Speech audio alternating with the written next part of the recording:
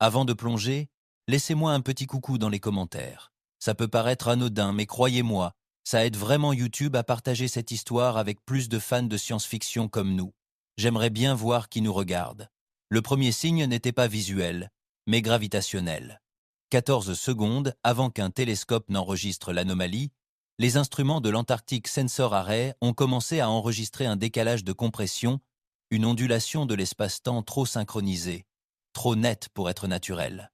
L'ondulation s'élargissait, puis le ciel se fissurait. Au-dessus de l'équateur terrestre, en orbite synchrone avec la station orbitale de Genève, l'espace se repliait sur lui-même. Une veine de lumière se déchira dans la haute atmosphère, silencieuse et absolue.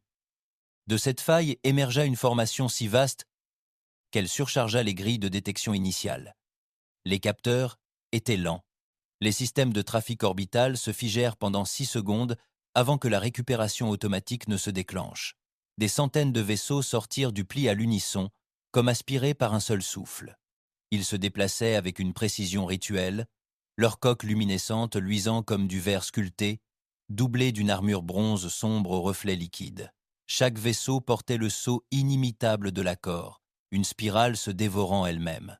Leur disposition était intentionnelle, des phalanges symétriques, imbriquées avec une précision subatomique, dessinaient une grille à travers les voies géostationnaires de la planète. Les ombres des vaisseaux colossaux traversaient l'ionosphère, courbant les aurores en spirale fractale. Le ciel nocturne vacillait, rouge, puis bleu, puis vert, comme si le champ magnétique de la planète hésitait. Les satellites civils commencèrent à quitter leur orbite automatiquement. Certains furent perturbés, d'autres disparurent statiquement à la 3e minute. Chaque colonie lunaire et martienne était déjà sous le coup de messages d'urgence. Des flots de panique et de célébration inondaient les réseaux internes des mineurs lunaires, abandonnant les dômes pour pointer vers le ciel. Sur Mars, les étudiants se rassemblaient autour des écrans publics, acclamant l'histoire comme s'ils laissaient passer les événements. « Ils sont venus en paix », a crié quelqu'un. La foule a rugi, mais tout le monde n'a pas applaudi. Vous souvenez-vous d'Europe ? On n'apporte pas la paix avec une flotte. À l'Académie orbitale de New Rotterdam, l'amiral à la retraite Holt a simplement croisé les bras lors d'une interview en direct. « Ce n'est pas une formation de paix », a-t-il déclaré. « C'est un blocus avec des manières. » Les talk-shows galactiques se transformèrent en reportages d'urgence. Diplomatie ou prélude à l'occupation, l'émission d'Asvaran commença.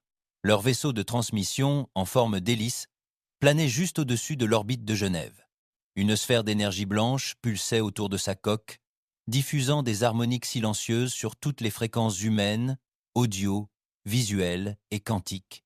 Sur chaque écran, le même être apparaissait.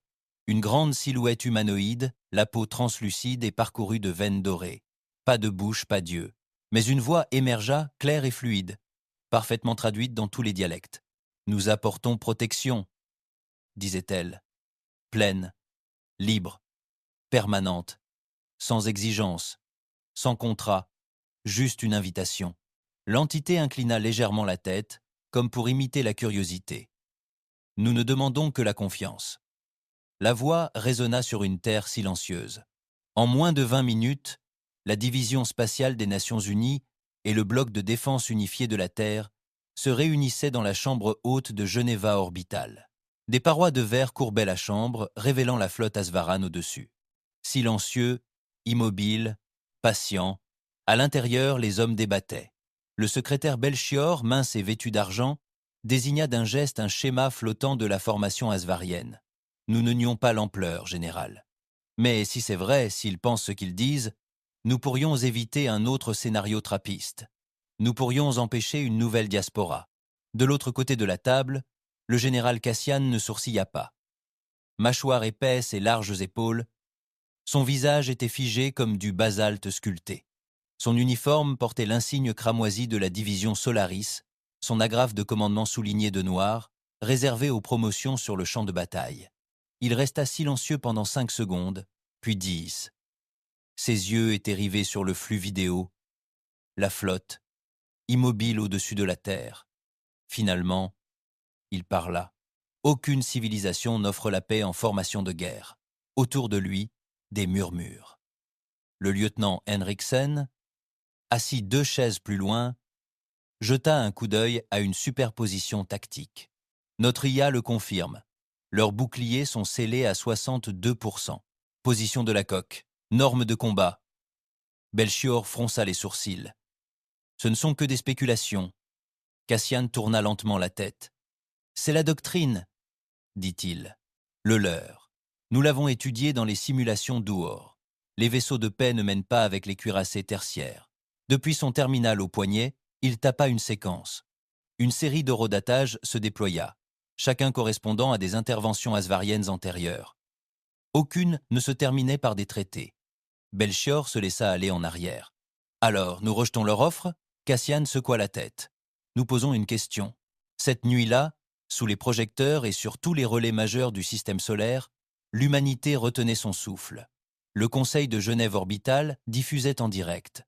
La salle, désormais remplie de tous les diplomates importants des supergouvernances terrestres, était sous pression. Au centre, l'ambassadeur Steven Rouge pénétrait dans le faisceau. Grand, plus âgé, sa voix se brisa légèrement tandis qu'il ajustait sa communication. « À l'accord Asvéran, nous reconnaissons votre geste, mais nous devons vous le demander. » Leva-t-il les yeux. « Protection. De qui ?» Il y eut un silence. Le représentant asvarin inclina de nouveau la tête. La projection s'embrouilla légèrement. Puis il se remit à sourire. « Notre don tient, dit-il. Aucune menace ne vous atteindra. Mais quelle est la menace ? Insista Rouge. On parle d'ombres sans les nommer. L'être marqua une nouvelle pause. Certaines ténèbres ne peuvent être nommées, seulement prévenues. La transmission s'interrompit. Le silence était plus pesant que le vide extérieur. Dans le silence qui suivit, le général Cassian resta immobile.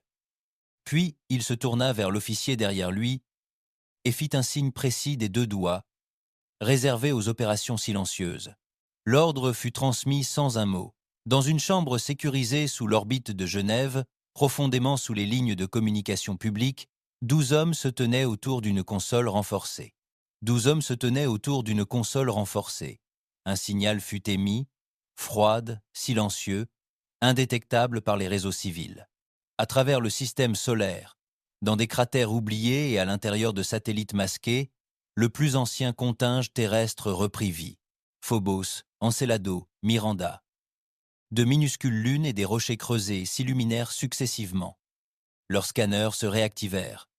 Leurs récepteurs s'étendirent. Les fréquences se bloquèrent sur des bandes interdites. Ça avait commencé.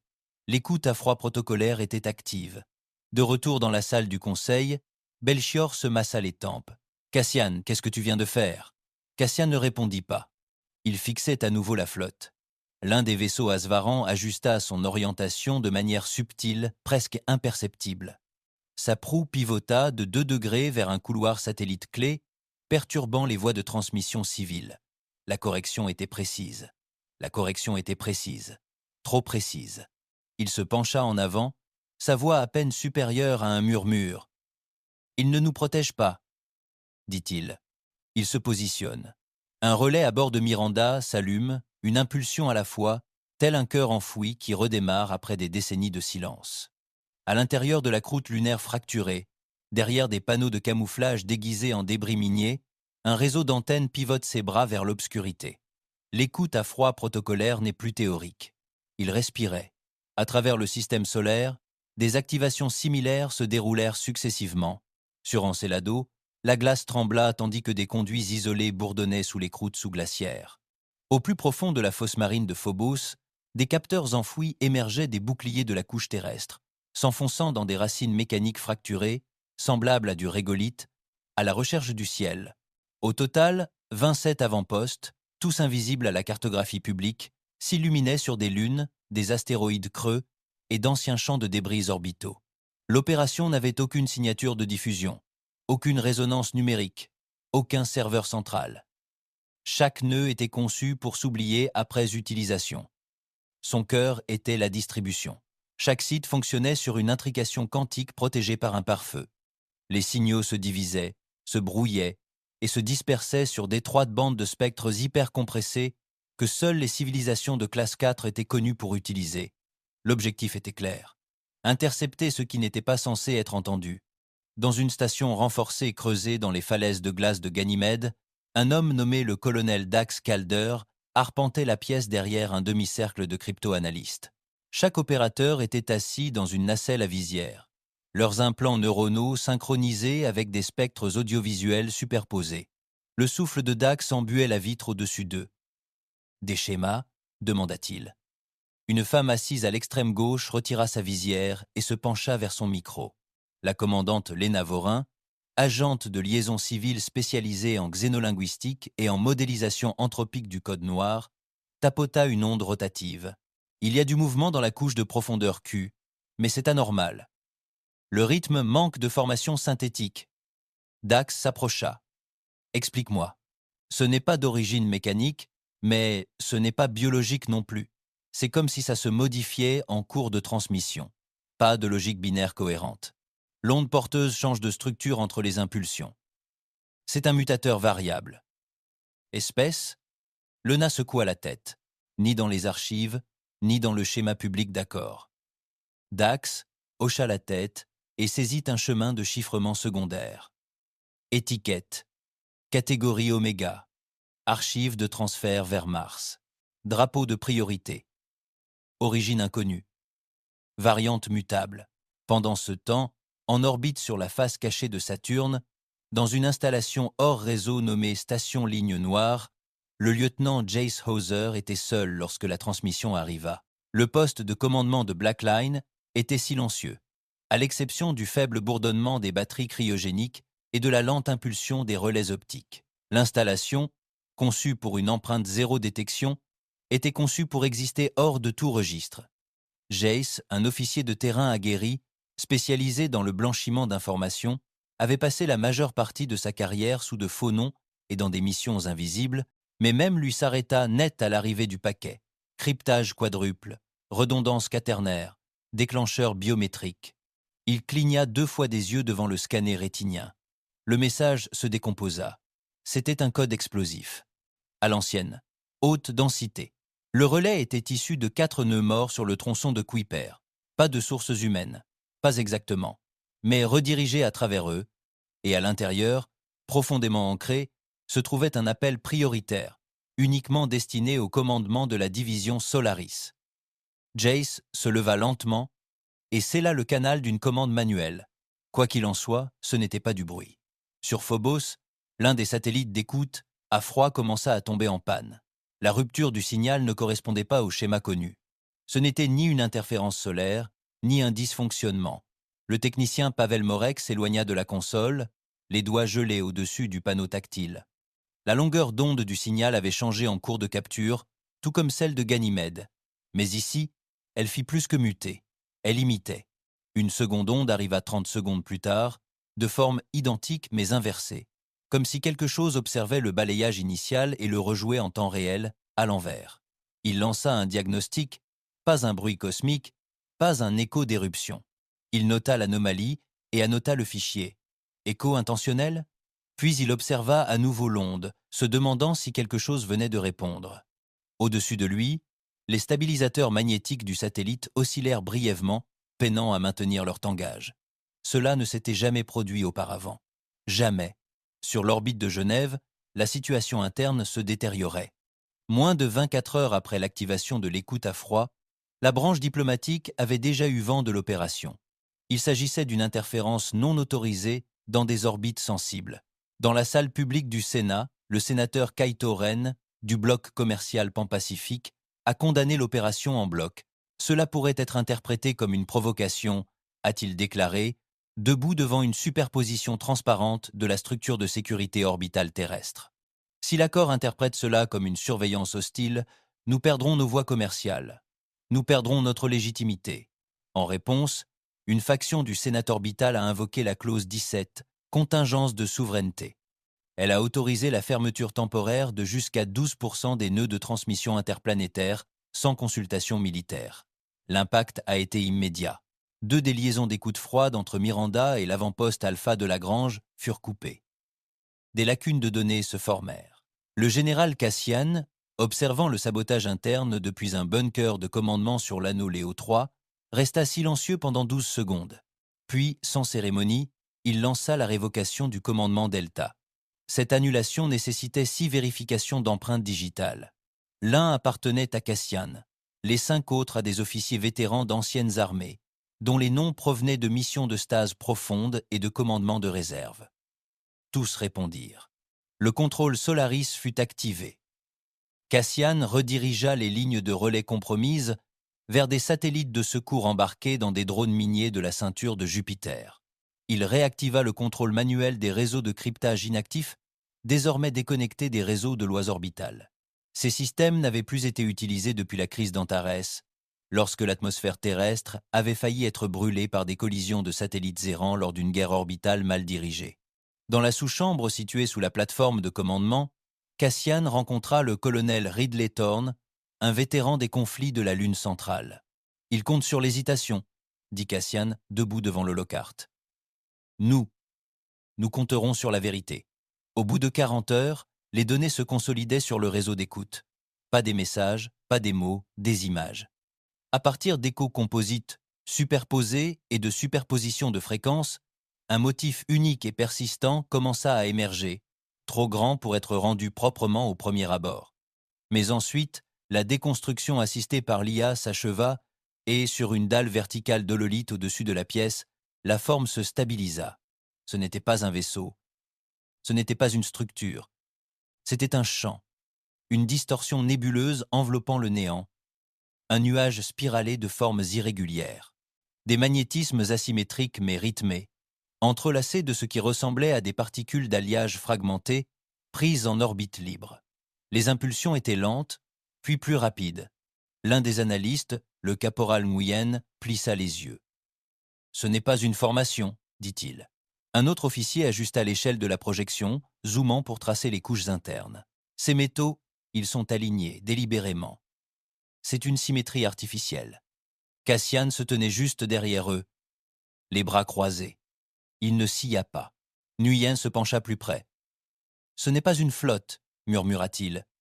C'est une menace qui prend forme. »« Ce n'est pas une flotte, murmura-t-il. C'est une menace qui prend forme. » Cassian ne dit rien parce que chaque onde, chaque trace de chaleur résiduelle, chaque ondulation gravitationnelle disait la même chose. Quelque chose arrivait, et ce n'était pas une protection. La première fois que le nom apparut, il n'était pas complet, c'était un fragment, enfoui dans l'écho magnéto-gravitationnel capté par le relais au-dessus de Phobos.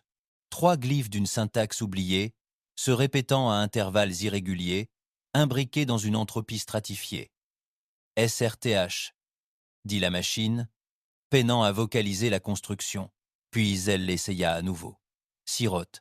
Le mot flottait dans l'air de la salle de débriefing souterraine de la division Solaris, retranscrit en lumière rouge sur l'hololithe central. Le son était guttural, ancien. Même le traducteur IA marquait une pause entre chaque itération, incertain de la manière de le synthétiser en phonétique humaine. Le général Cassian observait depuis le bord de la pièce, les bras croisés. Derrière lui, un demi-cercle d'analystes et d'officiers restait assis dans un silence absolu tandis que le son tournait en boucle, la voix de la machine murmurant « Sirote, sirote, sirote ». Le colonel Maesdre, décrypteur de signaux en chef pour le cluster Darknet du système interne, leva les yeux de son flux. Je l'ai comparé à toutes les bases de données Accor que nous avons récupérées au cours des 10 dernières années. Rien, aucune correspondance, mais ce n'est pas un nom, pas au sens conventionnel du terme. Cassian haussa un sourcil. Alors qu'est-ce que c'est ? C'est une désignation, un marqueur de confinement, le même niveau de protocole utilisé pour signaler les phénomènes instables pendant le conflit d'Orionis. Une faible ondulation parcourut la pièce. Cette guerre était ancienne selon les normes humaines. Pré, expansion, un mythe. Le lieutenant Orion Val, récemment réaffecté du renseignement tactique de Mars, activa un flux secondaire. Monsieur, nous avons analysé les archives astrophysiques martiennes, des coffres profonds datant de plusieurs décennies, hors circulation. Quelque chose a sonné, l'hologramme a changé, un fragment brouillé s'est déplié, un paquet de données détériorées provenant d'une sonde relais écrasée près de la dérive de Vargot a été décomposé. Le fichier était corrompu mais partiellement, reconstructible grâce à d'anciens moteurs à dissonance quantique. L'image apparut lentement, un monde mort, vu depuis l'orbite, enveloppé d'un magnétisme semblable à celui d'une aurore boréale. Le magnétisme pulsait, non pas de manière aléatoire, mais rythmique, comme s'il respirait. À la surface, la géométrie des villes subsistait, mais aucune signature thermique, aucun signe biologique, pas de lumière, juste de la poussière. Et le silence. Cette sonde venait d'Alvec 6, dit Val, une colonie frontalière. Elle s'est éteinte il y a 70 ans.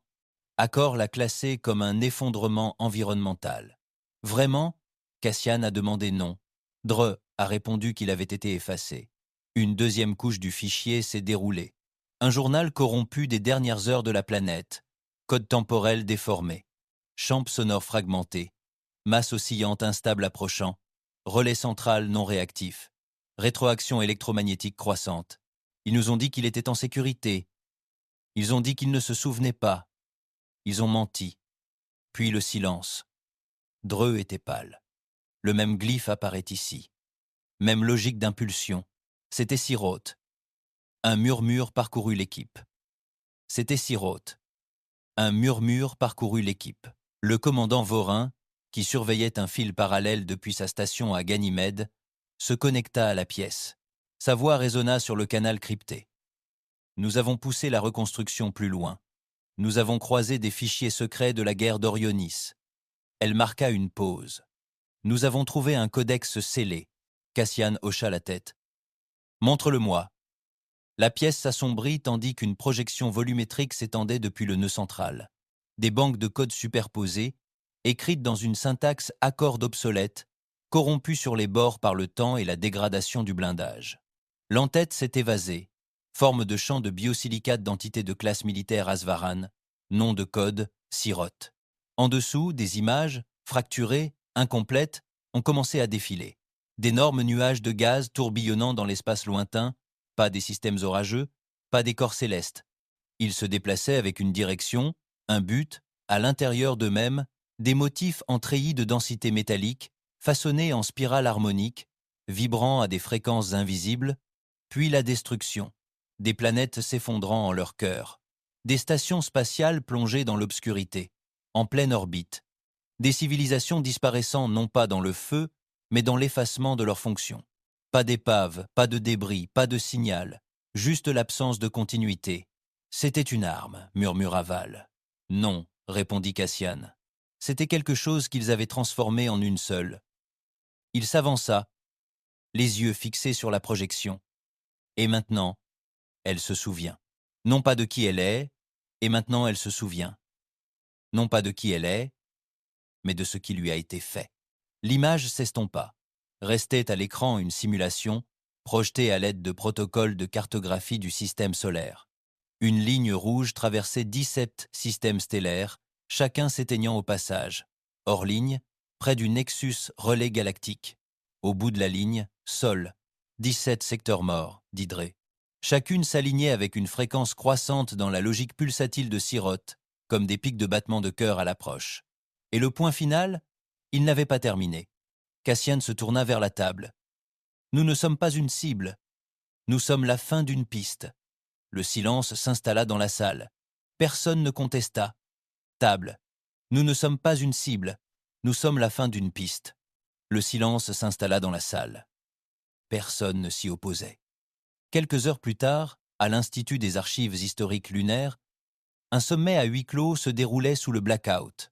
Le docteur Harold Miles, historien principal et archiviste en chef des événements d'effondrement profond, se pencha sur un parchemin numérisé récupéré dans les bibliothèques Alvex, des données extraites par des sondes d'infiltration des décennies auparavant. « J'ai lutté pour que ça reste enfoui », admit-il.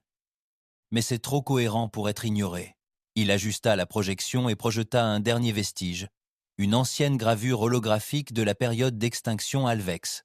Sur celle-ci, une silhouette sinueuse planait au-dessus de ce qui semblait être un horizon en feu, sauf que les incendies n'étaient pas des flammes. C'étaient des distorsions gravitationnelles, déchirant les bâtiments et plissant le ciel. L'entité n'avait pas de forme fixe, juste une géométrie oscillante enveloppée d'un bruit radiant. Elle ne parle pas, elle se souvient.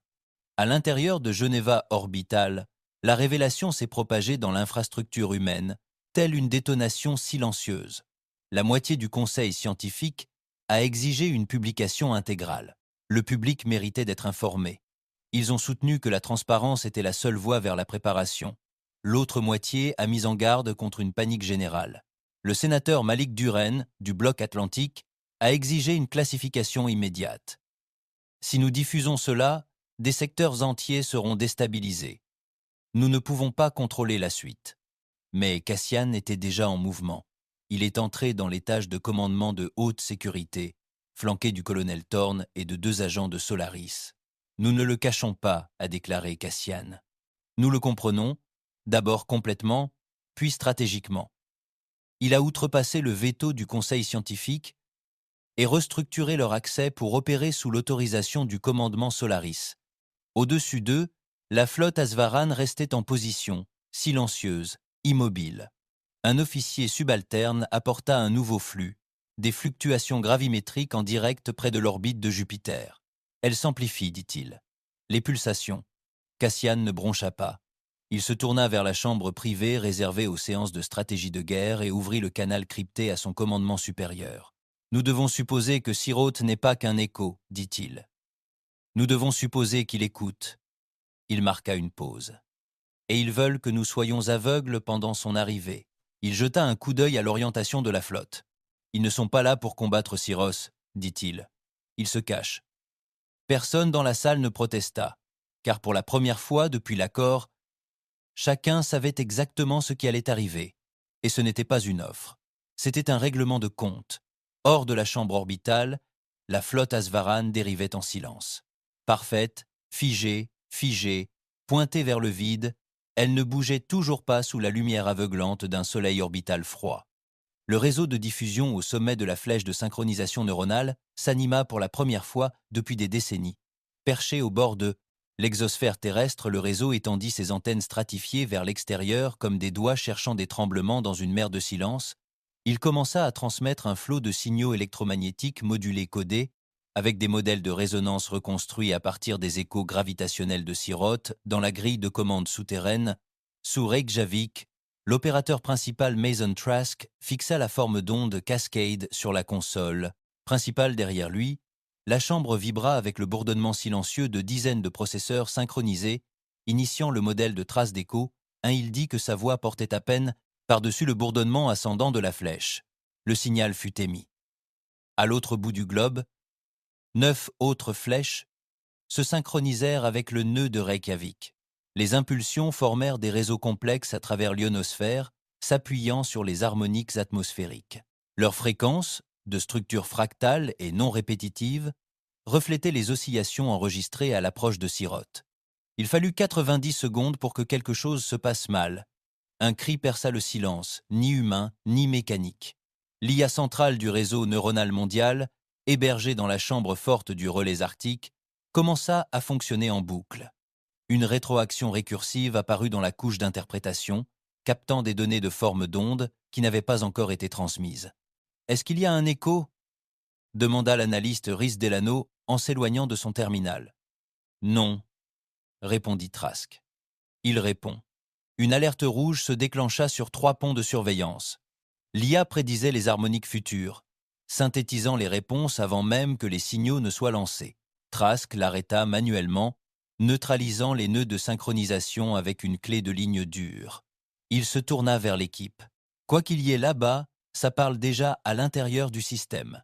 Parallèlement à l'initiative de Reykjavik, une autre expérience se déroulait en orbite autour de Callisto. À l'intérieur du laboratoire de cognition visuelle atmosphérique, le professeur Eli Madsen se tenait devant une projection en spirale de motifs changeants, de mandalas, de fractales et de cartes de tempête, chacun élaboré à partir de données issues des rythmes les plus persistants de la nature. Son équipe, composée d'anthropologues, de neurobiologistes et de linguistes, a travaillé en tandem avec des neurotransmetteurs pour encoder les images en impulsions optiques, des rythmes inspirés des cycles cardiaques, des proliférations de mycélium fongique, des dérives tectoniques et des migrations de nuages, convertis en un langage non parlé, non textuel, mais symbolique, un langage d'équilibre. Nous ne transmettons pas seulement des informations, a déclaré Madsen, en activant le réseau de faisceaux, nous offrons une identité de reconnaissance. L'impulsion est tirée dans l'espace lointain via des émetteurs optiques à basse fréquence, lentes, délibérée et belle. De retour sur Terre, le front diplomatique s'est déplacé à l'intérieur de la chambre Stratcom de la division Solaris. Le général Cassian a examiné un hologramme d'alignements orbitaux. 2 croiseurs Asvaran avaient légèrement dévié de leurs formations initiales. Leur signature thermique avait diminué, leur consommation d'énergie avait diminué, leur moteur était en veille, mais prêt. Ils se repositionnent, déclara le commandant Radek, les bras croisés, se préparant à bouger. Positionnement, dit le commandant Radek, les bras croisés, se préparant à bouger. Cassian resta immobile, puis il prit la parole. Ils ne peuvent pas partir. Il invoqua la clause 7 bêta du Codex de conduite interstellaire, une disposition juridique obscure mais toujours en vigueur qui interdisait le retrait des flottes armées étrangères de l'orbite autour des systèmes juvéniles lors d'engagements diplomatiques non résolus. Le colonel Roas Sharman, attaché juridique de Solaris, soumit la motion au Conseil galactique. Centre de communication. Bien que principalement symbolique, la motion avait du poids.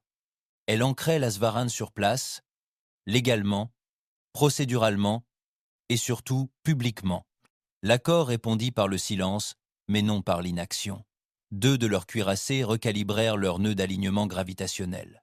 Des mouvements lents, presque respectueux. Sur la défensive, pas sur l'agressivité. Solaris l'a interprété différemment. Une transmission directe a été envoyée depuis le relais diplomatique de Geneva Orbital. La souveraineté de la Terre demeure intacte. Tous les mouvements orbitaux sont surveillés. Chaque déviation sera documentée. Pas de menace. Pas de démonstration de force. Juste le protocole.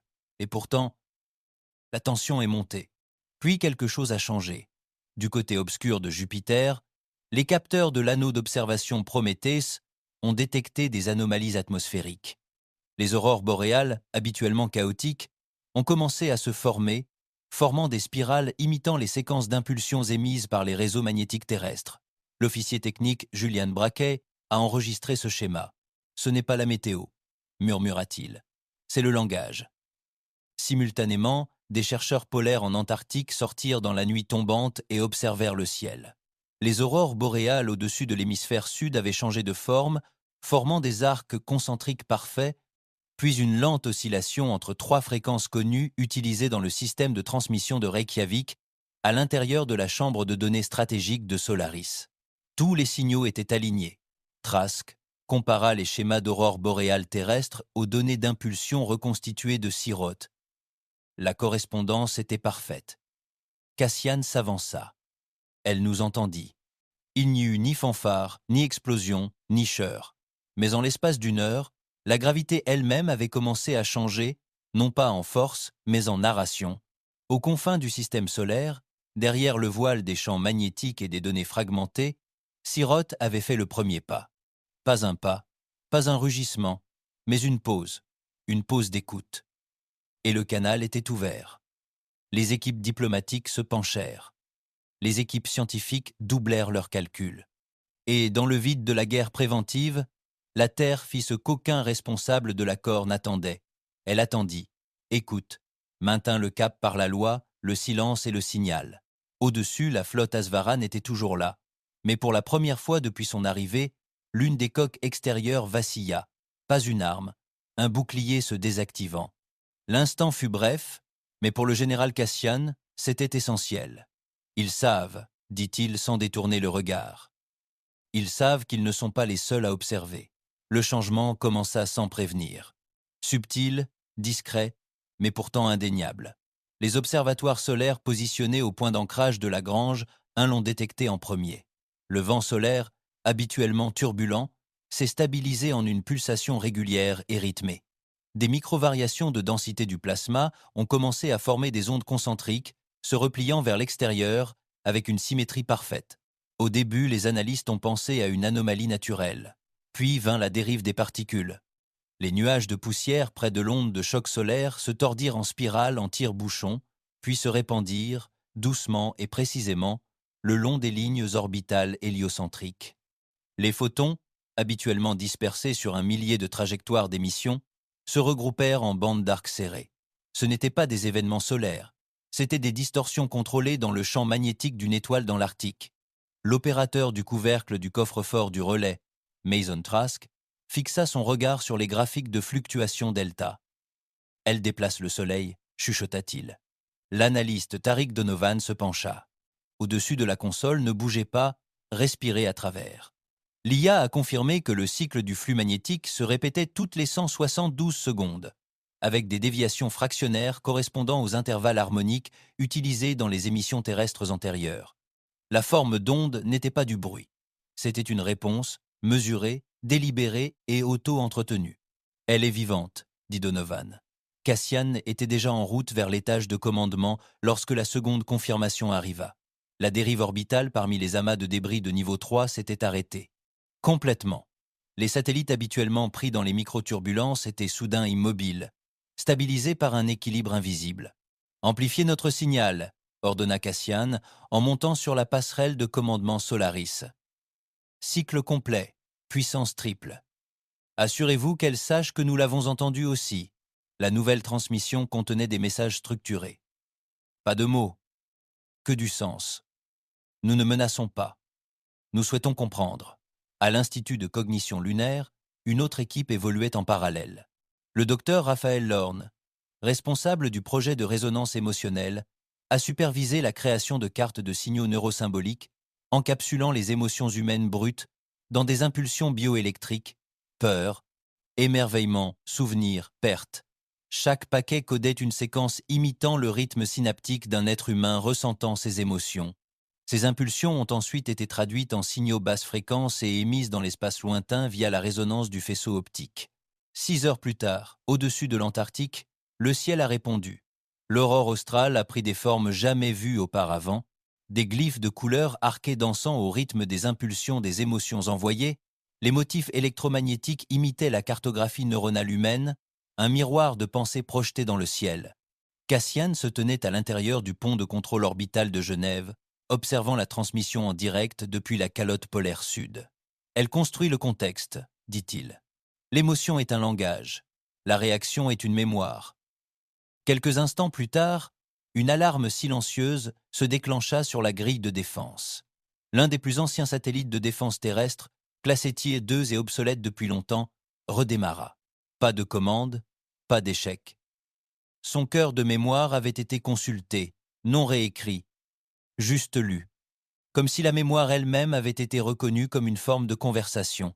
Les analyses des journaux ont révélé qu'il contenait des données des premières années des relations de l'accord terrestre, d'anciennes archives de conflits, des moments d'agression, des images de blocus orbitaux, des statistiques de victimes, toutes intactes, mais désormais observées. Elle construit un puzzle, marmonna Cassian, et nous en faisons partie. À mesure que les transmissions s'intensifiaient, la sensibilisation du public s'intensifiait. Sur Mars, les colons se rassemblaient devant les centres de surveillance du champ magnétique, observant les projections d'aurores boréales dans les dômes. Sur la Lune, des enfants pointaient du doigt des écrans célestes diffusant des échos d'ondes. Sur Terre, les téléchargements d'applications magnétosphères explosaient. Les gens observaient les pulsations comme s'ils lisaient un battement de cœur, et ils leur donnaient des noms. L'observateur, l'écho, le souvenir. À Nairobi, un groupe de poètes a transmis un sonnet au flux des pulsations. À New Kyoto, des moines ont intégré des rythmes de prière dans des tons harmoniques. Sur les hauts plateaux andins, un petit cercle de climatologues a aligné des miroirs solaires pour refléter la lumière modulée en guise d'hommage. Pour la première fois depuis l'accord, les terriens ne réagissaient pas à la guerre, ils réagissaient à la présence. Puis vint le premier mouvement de peur. La flotte Asvaran se déplaça. Et tandis que l'humanité levait les yeux avec crainte plutôt que peur, les Asvarans cherchaient des issues plutôt que des réponses. Sans aucune annonce, le cercle extérieur des croiseurs pivota de 4 degrés dans le sens des aiguilles d'une montre. 2 cuirassés atténuèrent leurs signatures énergétiques. Un troisième activa son bouclier interne, silencieux mais indéniable. Le général Cassian plissa les yeux. « Il se prépare à fuir », confirma le commandant Radek. L'échafaudage du bouclier interne du croiseur venait de classe 42 vient d'être réinitialisé. Il masque ses signatures thermiques, c'est la préparation à la sortie. Ils ne peuvent pas, répondit Cassian. Pas encore. Depuis son terminal, le colonel Ross Sharman déclencha une procédure judiciaire d'urgence. Un sceau diplomatique délivré au Conseil galactique en vertu de l'article 9 entrave à l'enquête interstellaire. Cette clause qualifiait tout retrait inopiné dans les conditions actuelles d'actes d'obstruction diplomatique. La motion fut déposée, approuvée et rediffusée dans tout le système en 31 secondes. La flotte asvarienne se figea en plein quart de travail. Leur vaisseau amiral, un dreadnought massif en forme de croissant à la coque veinée de plasma, pulsa brièvement en guise de confirmation. Puis, le silence s'installa. Le piège était désormais légal, verrouillé non par la force, mais par le protocole.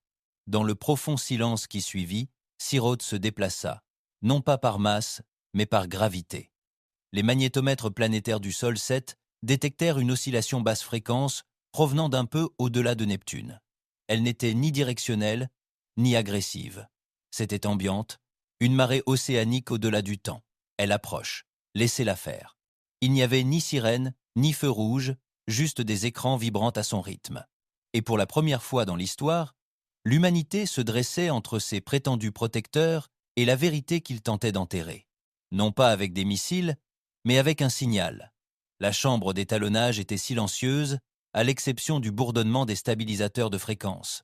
En orbite au-dessus de l'Atlantique Nord, dans les ponts supérieurs de l'anneau de recherche Solaris, 2 hommes se tenaient au-dessus du châssis d'un appareil expérimental, pas plus grand qu'un cercueil d'enfant. Sa coque extérieure brillait de pulsations intermittentes, douces, ambrées, irrégulières. Le docteur Émeric Junot ajusta un cadran sans quitter le réseau des yeux. L'appariement des impulsions s'était stabilisé, annonça-t-il. Début du séquençage par écho gravimagnétique. À ses côtés, Anton Mirek, ingénieur système en chef de l'Institut de calcul linguistique de Cérès, initia le transfert. Les oscilloscopes s'illuminaient dans une tempête d'ondelettes. À l'intérieur, 3 sphères de métal fluide en rotation tournoyaient selon des motifs gyroscopiques imbriqués. L'interface ne réagissait pas à la voix ou au code, mais aux fluctuations de pression dans un vide scellé. Résonance. Sur l'écran supérieur, des lettres assemblées non pas à partir d'une langue, mais d'une émotion. « Ça y est !» murmura Juno. La première interface magnétique sémantique. Elle traduit le contexte à partir de formes d'ondes. Mirek ne répondit pas. Il lisait le résultat. 3 mots apparurent en langage humain. Je m'en souviens. Le convertisseur de résonance magnétique sémantique était en ligne. En moins de 12 heures, les journaux de transmission furent transmis au commandement de Genève, puis directement à la délégation de la Terre pour le Conseil galactique. Le commandement Solaris approuva un programme diplomatique complet. À l'intérieur se trouvait bien plus que de simples traductions. La Terre en avait assez de regarder. Depuis l'orbite de Genève, le croiseur diplomatique Oden quitta l'orbite haute et entra dans la voie de repli. Sa destination, Ventari Prime. La station conseil de Ventari était suspendue tel un continent de verre, au-dessus de l'anneau bleu pâle de la géante gazeuse. D'une taille colossale, il tournait à un tiers de la vitesse orbitale standard, bordé de bannières provenant de plus de 68 blocs interstellaires. Nulle part ailleurs, dans la galaxie, connu le pouvoir ne s'exprimait aussi doucement et ne blessait aussi profondément. Marek Sulin, le délégué en chef de la Terre, descendit du croiseur avec une simple mallette et une équipe de 5 assistants. Pas de garde armée, pas de théâtre politique, juste une mission. Son entrée ne fut pas annoncée, mais tout le monde le sentit. À l'intérieur de la salle d'assemblée gravitationnelle, des rangées de sièges flottants s'étendaient dans toutes les directions telles des pétales. Au centre, le cercle d'arbitrage. Depuis les gradins supérieurs, les délégués aspharants attendaient en silence. De grandes silhouettes à la peau de porcelaine, dotées de membres à triple articulation et de nœuds sensoriels, s'étendant comme des nageoires nerveuses depuis leur crâne. Leurs robes de cérémonie scintillaient de fibres absorbant la lumière, et leurs expressions étaient figées dans une immobilité diplomatique. Leur présence était réduite, seuls 3 émissaires. Le protocole nota cela comme un signe de défense préventive. Sulan entra dans le cercle. Conseiller, la délégation de la Terre présente la preuve d'une dissimulation systémique, d'une exploitation biologique et d'une tromperie diplomatique menée par l'accord au cours des 12 derniers millénaires. Pas de théâtre, juste un coup de son étui. Sulan a activé un noyau multiprisme. Des images ont éclaté dans l'espace autour de lui. Des cartes des étoiles marquées de racines d'effondrement. Des superpositions planétaires montrant des cicatrices magnétiques. Des images des champs codés de Siroth se formant autour de systèmes répertoriés comme éteints. Puis, images de la bataille. Des vaisseaux Asvaran dirigent des pics d'énergie vers une masse non identifiée. Nous amarrons le champ, brûlons l'encre après l'impact. La pièce ne s'est pas exclamée, mais s'est penchée en avant. Sulan a poursuivi. Ce n'étaient pas des ennemis, c'étaient des outils. Siroth n'a jamais été une protection. Elle était une possession, une entité enchaînée, manipulée par la manipulation des impulsions pour anéantir les adversaires Asvarans. Nous présentons la documentation de 17K. La dernière diapositive montre Alvex Prime avant et après. Avant l'événement, architecture, route commerciale, réseau d'impulsion publique. Après l'événement, vert noir électromagnétique et électricité statique. Depuis le bloc Vartali, le conseiller Réchec, un hybride bipède aviaire à la peau réfléchissante et aux lumières internes pulsées, se pencha en avant. Vous accusez avec des données, mais les données peuvent être remodelées. Qu'est-ce qui le confirme? Sulan a de nouveau exploité le noyau. Horodatage. Signature de dérive quantique. Superposition d'impulsions gravitationnelles recoupées avec les émissions modernes de Siroth. Les schémas concordaient jusqu'au bégaiement des ondes. Une nouvelle voix, froide et creuse, émergea du niveau Asvaran. L'envoyé Gelzeroth parla sans bouger les lèvres. Des inventions. Les données émotionnelles sont interprétatives. Siroth n'est pas une entité parlante.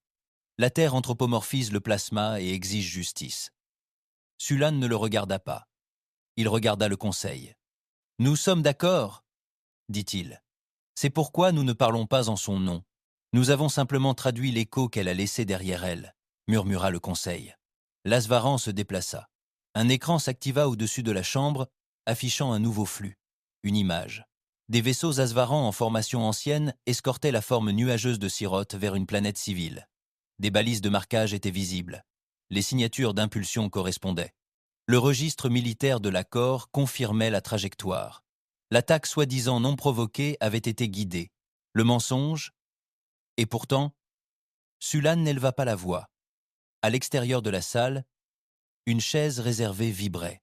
Elle avait été volontairement laissée inoccupée, son cadre étant garni de capteurs gravimétriques. Symbolique, certes, mais pas décoratif. Le champ lumineux de la chaise commença à fluctuer.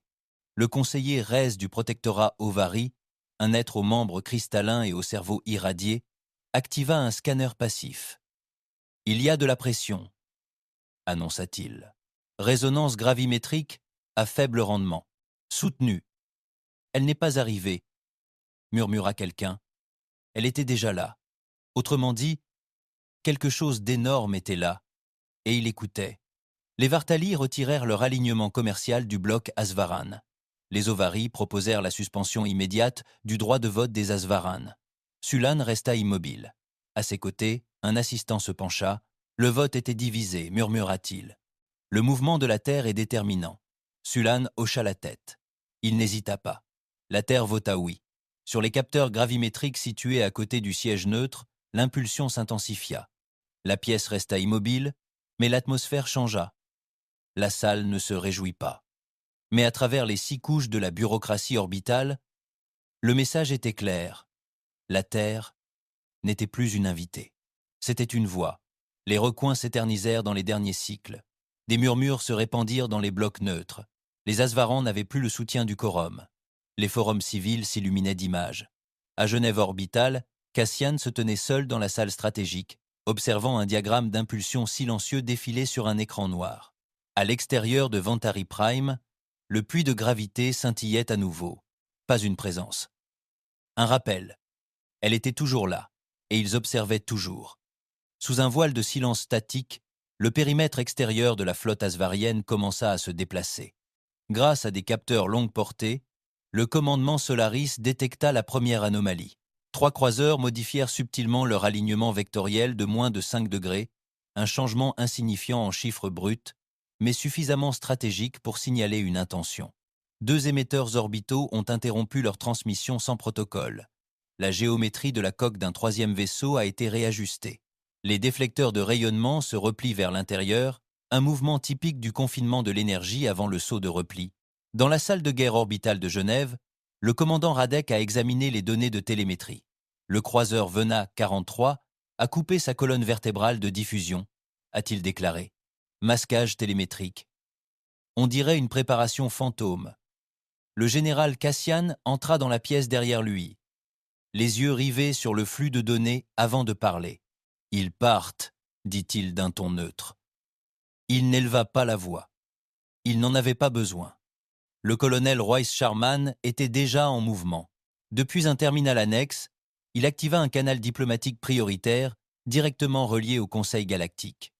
En quelques secondes, le relais juridique de Solaris transmit une motion officielle classée comme retrait préventif sous enquête active, une infraction à la Convention d'observation interstellaire. Cassian se pencha en avant. Diffusion à tous les systèmes.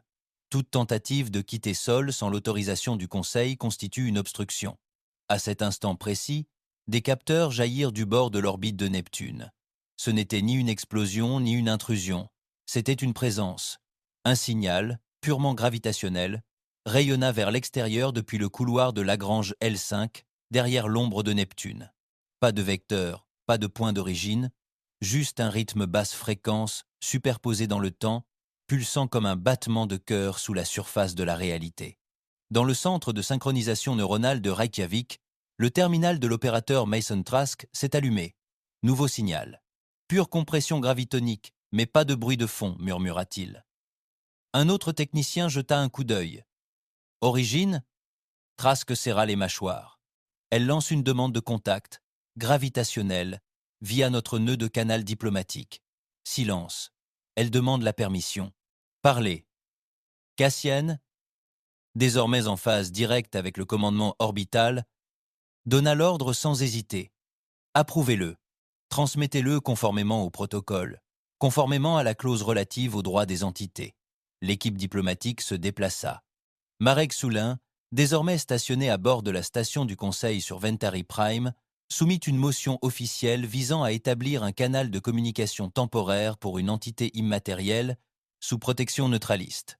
Défense magnéto-sentiente émergente, le vote a été adopté. 34 contre 32. Pas un signe de la main, pas d'applaudissements, juste un souffle retenu à travers un millier de systèmes, a protesté la délégation à Svaran. L'envoyé Geshralek a claqué sa main, écailleuse et ramifiée avec des crêtes neurales, sur le panel consultatif, mais aucune contre-motion n'a été retenue. Le Conseil est resté lié par sa propre doctrine de neutralité. L'événement se répercuta dans tout l'espace connu. Les diffusions galactiques se synchronisèrent. Plus de 700 mondes habités se connectèrent au canal non filtré via des relais locaux. Dans les colonies commerciales, les vaisseaux corporatifs, les cercles de recherche et les arcs générationnels, les regards se tournèrent vers le Conseil. Et l'atmosphère changea. Dans le grand hall de la chambre du Conseil, la lumière baissa tandis que les écrans se mettaient en veille. Le bruit ambiant s'estompa, puis la secousse. Ce n'était pas sismique, indétectable par les accéléromètres conventionnels. Mais tout le monde l'a senti. Un léger bourdonnement, presque imperceptible, traversa le sol. Non pas les haut-parleurs. À travers la masse, les bobines gravitationnelles de la station sursautèrent momentanément. Les panneaux lumineux vacillèrent. Les écrans se déformèrent, puis se stabilisèrent. Elle n'était pas arrivée. Elle était déjà là. Dans la fosse à capteurs sous le hall, les diagnostics d'IA ne montraient aucun défaut. Tous les instruments affichaient un fonctionnement optimal. Et pourtant, les traducteurs n'affichaient rien. Puis, une pause. Un long silence délibéré à l'intérieur de l'unité de réponse magnétique. Mason Trask, observant le converseur de Resonantia Semantico-Magnetica depuis le laboratoire de contrôle au-dessus de Genève, retint son souffle. L'appareil vacilla une fois, puis deux. « Pourquoi n'émet-elle pas » chuchota un technicien.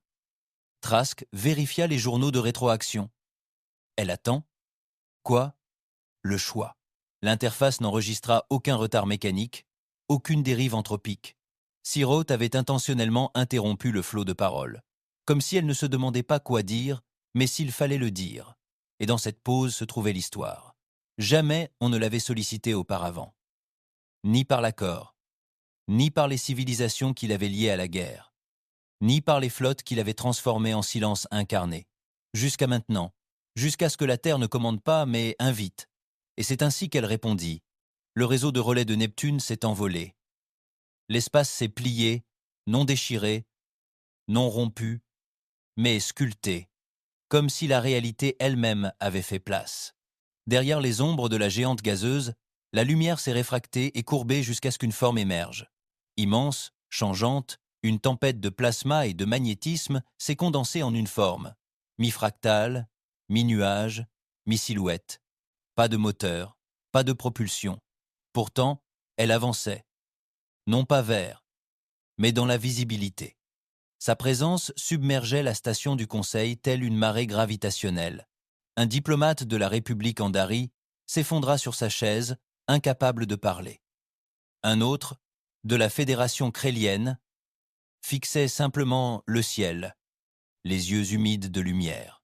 Même les instruments, conçus pour le silence, se mirent à trembler. L'interlocuteur s'activa. Les impulsions gravitationnelles s'alignèrent, les mots se formèrent. Tu m'as appelé allié, puis arme. Maintenant, tu te caches derrière des mondes inférieurs. Son corps pulsait au rythme du chant. Tu m'as dispersé, enchaîné, effacé. Un silence haletant s'abattit sur les gradins du conseil. Mais je me souviens, je ne vous rends que ce que vous avez enterré. Du haut des sièges Asvaran, silence. Un envoyé éteignit son émetteur. Un autre se leva et partit avant la fin de sa phrase. L'envoyé Gelzarat resta figé, l'expression indéchiffrable. À travers la galaxie, la transmission prit fin. Mais les conséquences ne faisaient que commencer.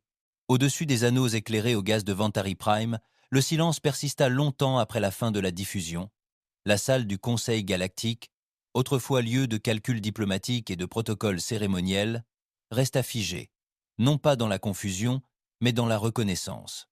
Les mots prononcés par Siro, mesurés, définitifs, anciens, restèrent suspendus dans l'espace entre langage et mémoire. Puis elle se déplaça, sans force, sans arrivée.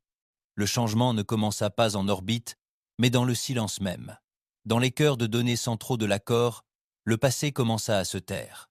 À 4/7 précises du cycle galactique standard, les serveurs centraux planétaires de Sindar Phase, siège des archives historiques de l'accord, perdirent leur synchronisation gravitationnelle, non pas physiquement, mais informationnellement. Chaque sauvegarde redatée se réindexa en parité nulle. Les lumières intérieures de la tour s'éteignirent comme si elles expiraient. Pas d'explosion, pas d'alarme, juste un scintillement. Une seconde plus tard, sur 12 systèmes, les tours de données tombèrent en panne simultanément. Sur Sélénaire 8, l'observatoire chronologique principal s'éteignit en plein cycle. Ces faisceaux temporels se replièrent comme des rideaux. Les observateurs lancèrent des diagnostics. Rien, aucune brèche, aucun virus, seulement une absence. Dans les banques de données militaires de l'accord, au-dessus de Resh Prime, des chaînes de communication cryptées commencèrent à clignoter en boucles erratiques, les messages se démêlant au milieu d'une phrase. Des flottes entières ont perdu leur protocole de ciblage. Les routes de navigation se sont alignées sur des vecteurs de point zéro. Les réseaux de défense orbitale sont passés en mode de sécurité pré-distorsion. Les flux d'informations civiles ont été les premiers à en parler. Depuis la cité marchande de Voskeren, un journaliste d'Ovary leva les yeux tandis que la fresque de l'université planétaire, représentant l'histoire galactique, se déformait puis se redessinait. De vieux noms censurés réapparurent. Des drapeaux depuis longtemps enfouis se déployèrent sur la ligne temporelle. Dans un musée de Mélétros, un enfant désigna la carte nouvellement créée. « Papa, sur quelle planète se trouve Halvex Prime ?» Son père ne répondit pas, car elle n'aurait pas dû être là. Derrière eux, d'autres se rassemblèrent. Certains commencèrent à chuchoter, d'autres à pleurer. Non pas de chagrin, mais de reconnaissance d'un mensonge trop ancien pour être nommé. Siroth n'a pas effacé, a-t-elle révélé. Sur Solaris, plus d'un demi-milliard de citoyens ont vu les banques d'ADN gouvernementales, utilisées pour les droits de gouvernance intergénérationnelle, s'effondrer. Les lignes générationnelles se sont dissoutes. L'autorité s'est effondrée. Le quorum souverain a décrété une suspension d'urgence. Mais il était trop tard. Les données n'ont pas été volées. Elles ont été démantelées. Sur les flux civils en direct de 4 fédérations commerciales, des fichiers autrefois cachés sont apparus tels des fantômes dans les archives. Ordre de guerre Asvaran, ordre d'extraction, essai d'armes bioconscientes. chaque image, recoupée par des métadonnées longtemps considérées comme effacées.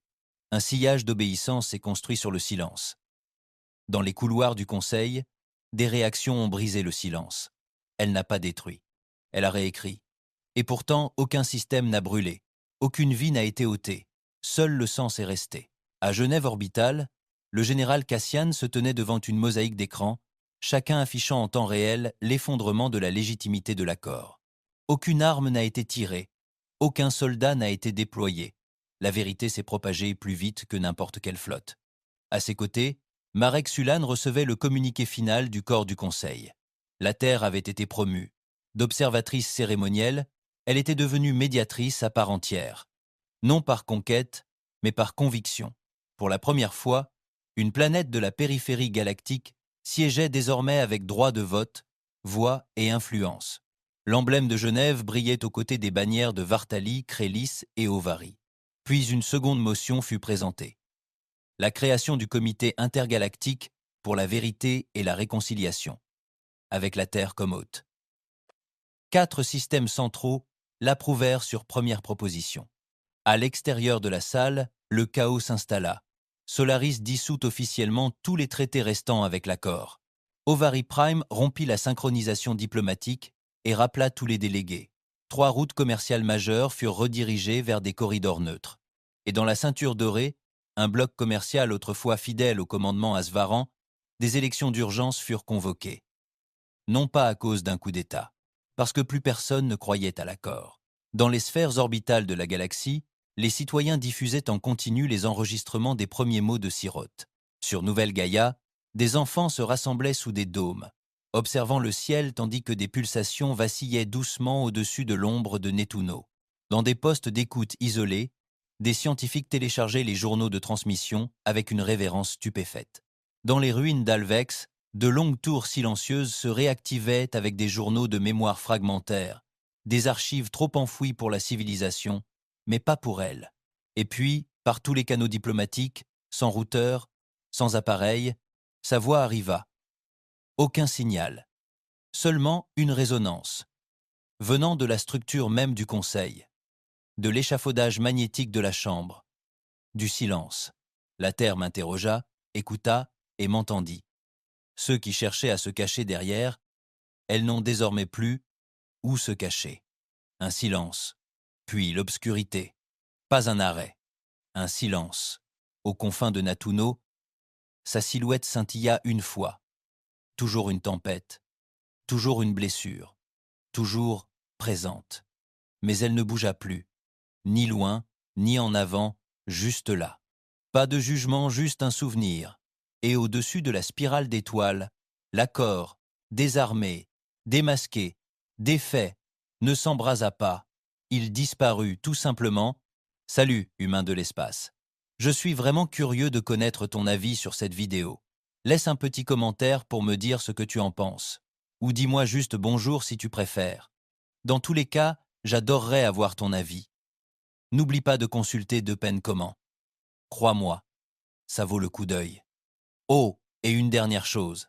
J'ai sélectionné une autre vidéo. Cliquez sur la carte ici. Ou ici, si vous voulez la playlist complète.